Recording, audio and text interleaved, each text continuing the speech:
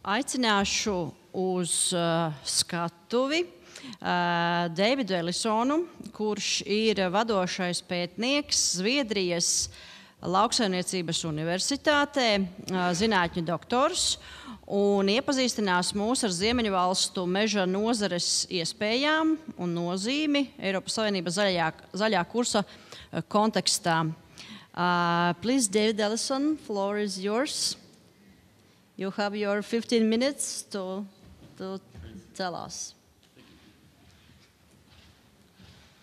So, very kind thanks for the invitation to come and talk to you. I'm going to talk about EU-level LULUCF policy, that's land use change and forestry policy. And the second part of the title is the carrot or the stick, which is sort of asking, is it better to have positive or negative incentives in a policy framework? And hopefully that sort of question will become clear. I have a lot of co-authors, I didn't name them all here, on the work that I've been doing. And I want to start here.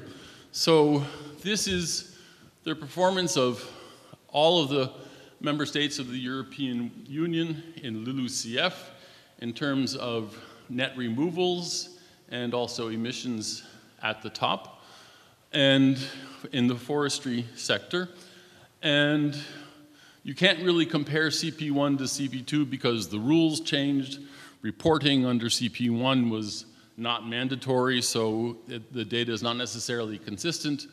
But what you can see in commitment period 2, which is from 2013 to 2020, that there is a consistent and declining sink, which means the amount of net removals that are added to the overall carbon budget in the European Union. And ideally, we would like to be adding more. And this, of course, is viewed as a problem, in particular by the Commission. And the big question then is, how best should we solve this problem? Should we address the forest reference level, which is this little blue line there? Should we address the cap? The forest reference level sets limits to how much you can actually harvest, so it essentially says you have to leave so much carbon in standing forests every year, and the cap is the additional credit that you can receive from having additional carbon in standing forests still standing. And you see that some countries use the cap, but not all countries do. But the other question to be thinking about is this really a problem? So for example, if we have substitution on the other side, which is harvested wood products as part of the carbon pool that are out there, or the use of bioenergy, biomass for bioenergy production, right? These also improve the overall carbon budget, but of course they are not accounted in this framework. The cutting down of a tree is counted as an emission, right? But if it's saving us on the other end, if it's substituting for other forms of energy use, should we be so concerned about that? In other words, should we be so focused on this sink? And of course, the European Commission is relatively focused on this sink.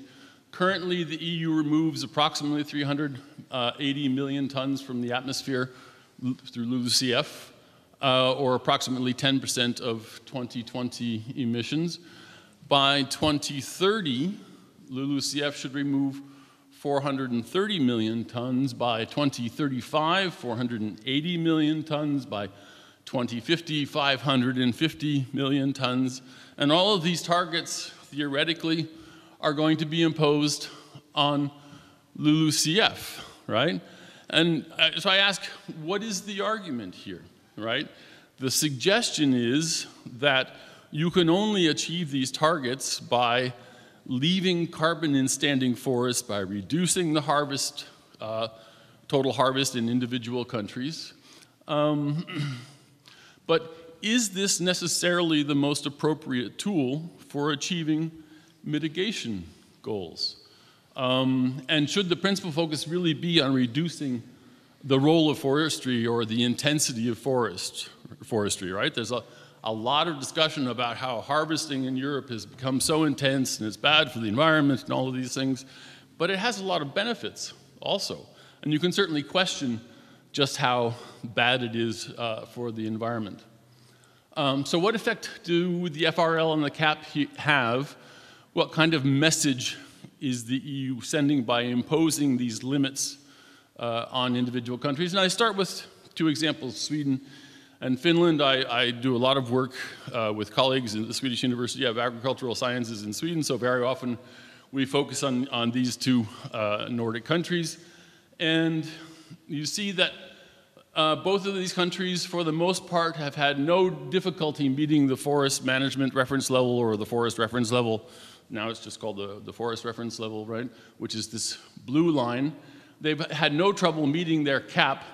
And in fact, they produce additional net removals in standing forest, which are not accounted in the framework. In other words, if you produce these net removals beyond the cap, you get no benefit from that. It's not counted, right? It's just, you know, thank you very much. You've done a nice job. You've helped us improve our carbon budget overall. It's the gift to humanity, to the global carbon budget, but we're not going to give you any credit for it, right? So what kind of message does this send to these countries? The same thing with Finland, right? Except that clearly they didn't manage to meet their FMRL in 1 year. But by and large, they've done that, and we're heading back towards additional non-accounted net removals, this yellow framework. But of course, Finland also gets no benefit from those additional removals. And of course, a lot of the forestry-rich countries are very interested in the bioeconomy strategies that everybody has been trying to develop in these countries. What does this kind of message say about the bioeconomy strategy, right? The projections for the European Commission are that we're going to keep raising, or I should say lowering, this FRL. In other words, you're going to have to leave more and more carbon in standing forests over time as we move towards 2050. So what kind of message is this sending to the countries that would like to benefit from the bioeconomy, from the relatively forest-rich countries? Right? And what impact might that have on climate policy in general? And then I ask, well, can sticks be turned into carrots? Because the policy strategy of the EU seems to try and limit the use of forestry. And I'm asking, should we have more positive incentives that could encourage forestry to invest more in the forest, but it doesn't discourage forestry, say, from taking advantage of the bioeconomy goals? Since I'm in Latvia, I also thought I should put up the Latvian results for this commitment period.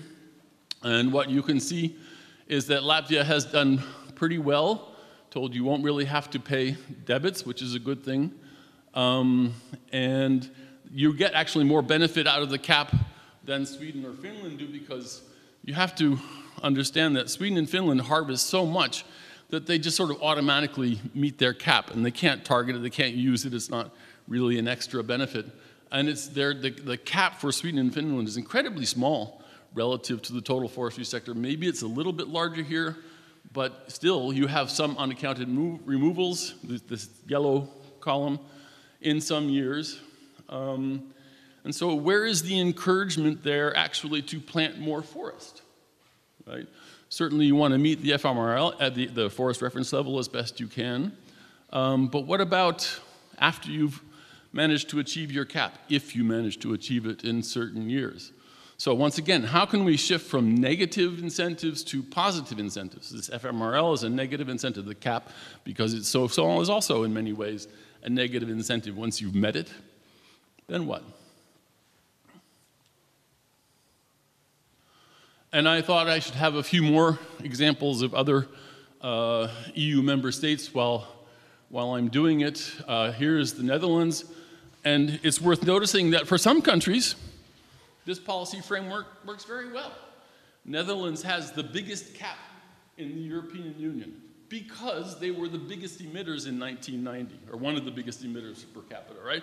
So because the cap is based on how many emissions in the industrial sector you had in 1990, if you had a lot of emissions, you got a really, really big cap.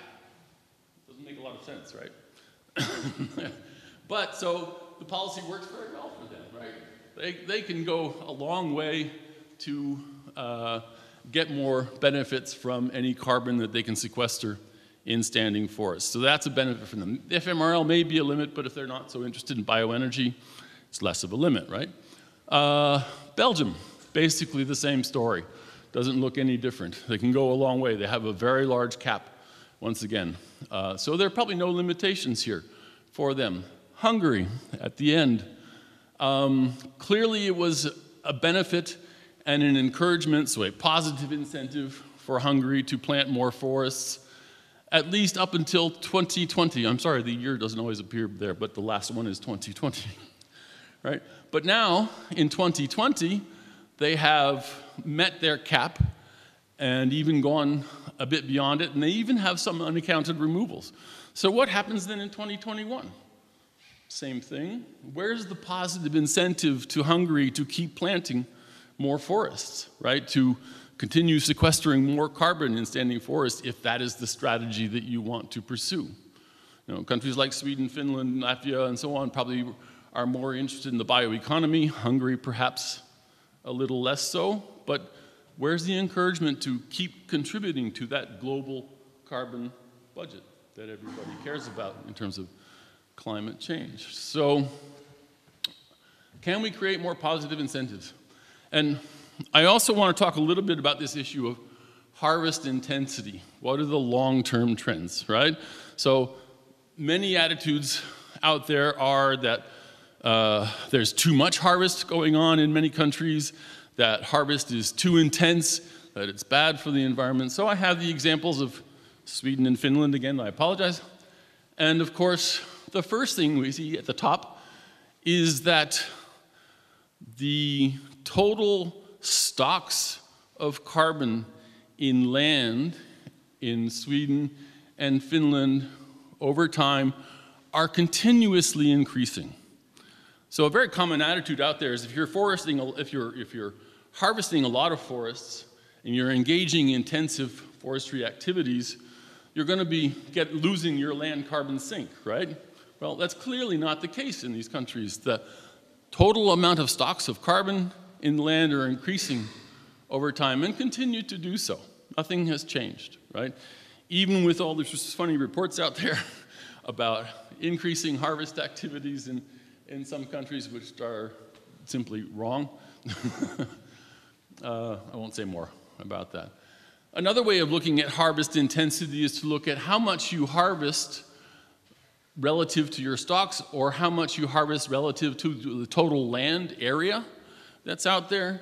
Sweden harvests somewhere around 1% of the total land area every year. Very small share, 1%, right? And for Finland, it's a little bit more in more recent years, approaching 2%, but a lot of this has to do with the thinning practices that have evolved over these last years.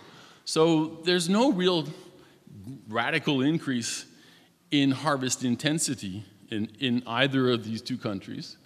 So then, and finally, this is the harvested stock.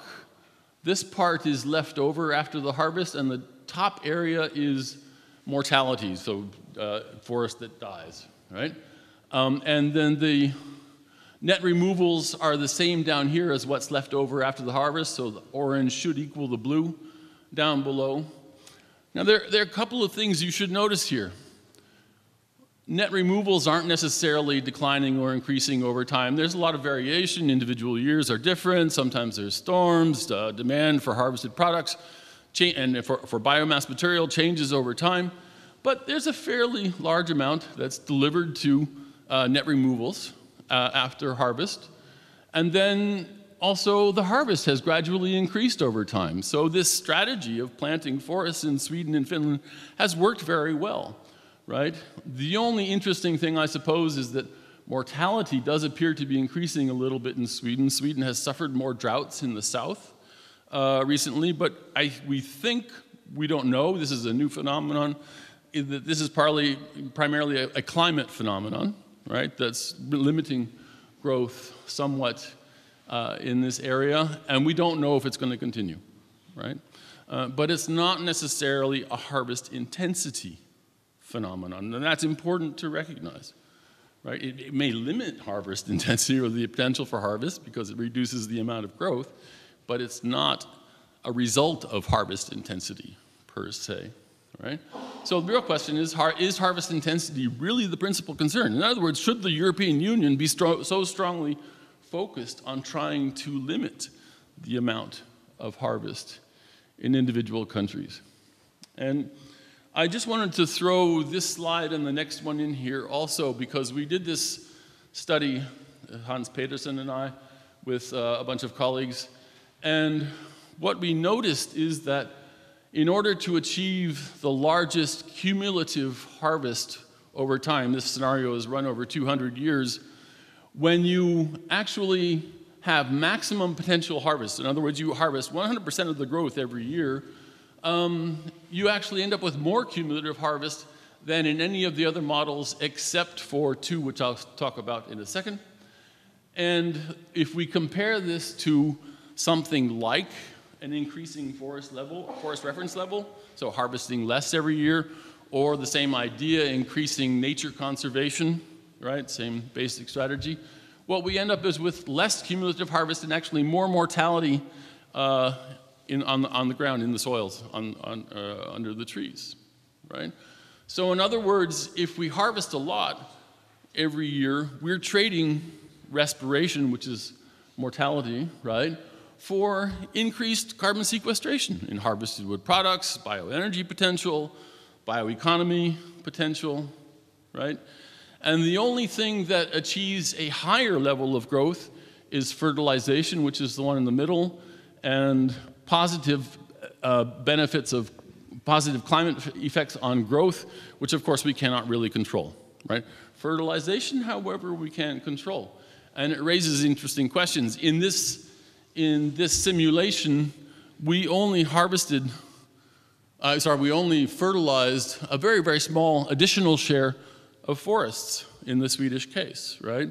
And yet it had very large impacts on the outcome of how much additional biomass material there was. Okay. It's also important to recognize, however, that these results are strongly dependent upon the idea of the substitution effect. And the substitution effect is basically the estimation of how much climate benefit, how much additional carbon sequestration you get out of a cubic meter of biomass material, right? And these estimates vary quite a bit. So if we look at the low end of the scale, it's still better to harvest everything pretty much, except in the early years where the protected forests actually perform very well. But if the substitution effect is a little bit higher, or even higher, that difference disappears quickly and the maximum harvest is the optimal strategy. 2 minutes, all right. The point you need to recognize here is that the optimal outcomes can be influenced by public policy. Cascading was an issue that we talked about, so how much benefit you get out of the use of that harvested wood products and the bioenergy production depends a lot on how you use it and how efficiently you use it, right? So that can increase your substitution effect. And of course, fertilization also, the red line, I believe is,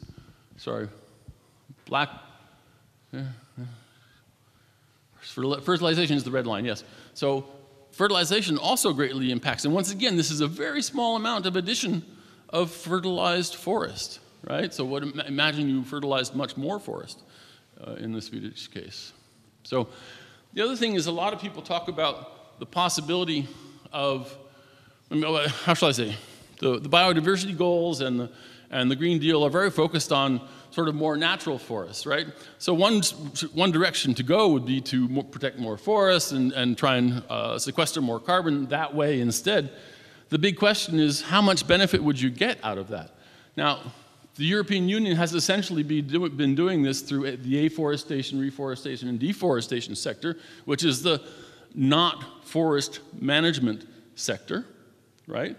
And we've been tracking this data already since 2008, and this is the benefit that we've gotten out of the net afforestation, reforestation, and deforestation sector of -18 in the last year, 2020, compared to what you get in the forest management sector, which is many, many, many times more, right?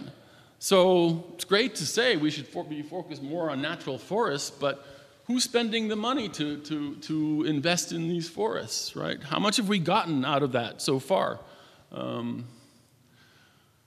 So can these dilemmas be resolved?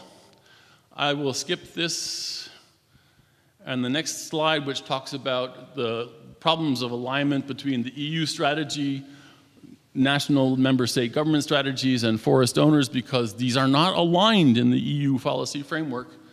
The incentives in these frameworks are different for every actor, but they could be more aligned. So an imaginative and inventive climate policy framework could look a little different. Defining a LULUCF strategy based on positive incentives, or what a carrot looks like, positive incentives to encourage people, would have a system where there's full flexibility, no pillars or compartmentalization of the LULUCF sector, full tradability of credits across sectors. Now they're strictly limited. Neutrality in terms of countries get to decide where the best place is for them to invest, right? And an additional floating commitment. So this imposition of the FRL, the forest reference level, on states is a commitment to have carbon in the forests. But that disadvantages the bioeconomy sector because it's not counted in this framework, right? And it also stops you from harvesting additional material.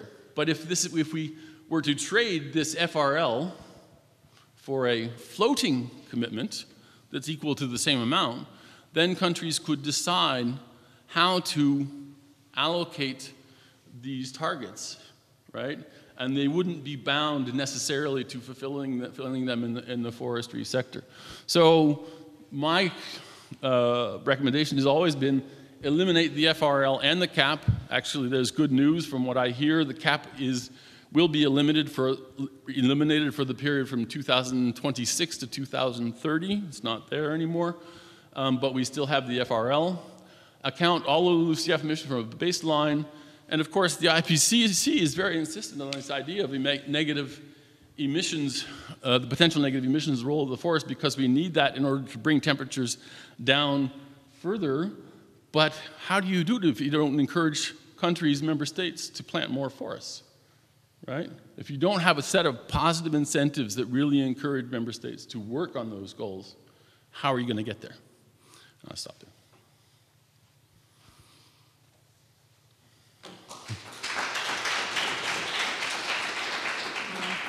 Thank you, Mr. Ellison. We have got one question from the participants of the conference. You have mentioned a lot of times increasing harvesting. Yeah, and what is your opinion? What about biodiversity in relation to increasing harvesting? Some explanation, please. I don't see any reason why we can't do both at the same time, right? You can still protect some forests. But that doesn't mean necessarily that we should be stopping forestry or limiting harvesting practices. As long as those harvesting practices are sustainable, where's the problem?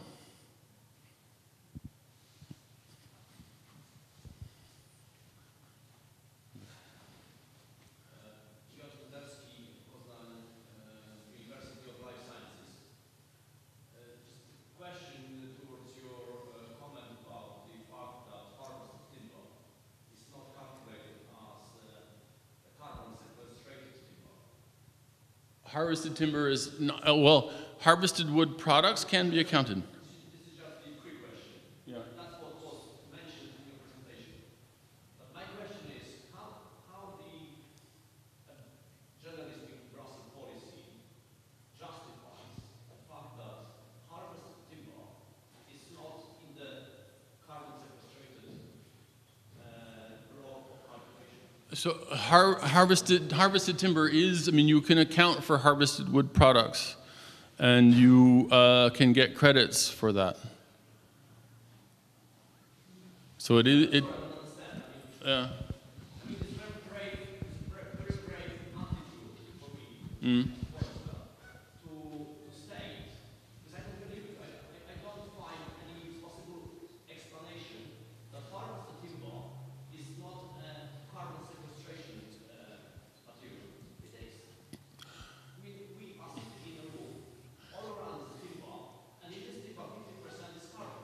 Yeah. Yeah. I think we should talk about this maybe afterwards, but so as a country, not as a forester, you can account for harvested wood products in your accounting methodology, and you can get credits for that based on the calculations for how much carbon is sequestered in harvested wood products. That's been true since 2013, but that doesn't mean that a forester gets that benefit. Right? But I feel like that we're not completely understanding each other. Maybe we should talk about it more at greater length outside. Okay, thank you very much. It seems that it will be a great discussion afterwards, after the conference in between you.